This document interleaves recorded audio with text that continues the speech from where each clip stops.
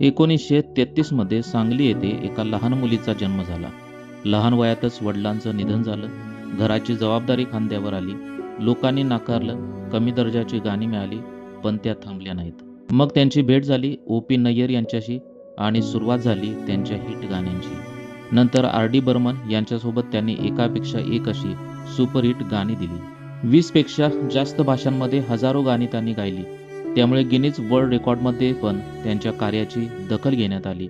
तसेच त्यांना देशांतर्गत देखील अनेक सर्वोच्च सन्मान मिळाले. त्या म्हणतात की तुमची सुरुवात कशी आहे हे महत्त्वाचं नाही, पण तुमचा शेवट किती मोठा आहे हे महत्त्वाचं आहे.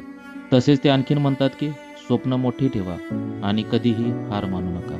अशा या भारतीय संगीताला अमूल्य योगदान देणाऱ्या आशा भोसलेजी यांना भावपूर्ण श्रद्धांजली. त्यांचा आवाज आणि आठवणी सदैव सर्वांच्या हृदयात जिवंत राहतील.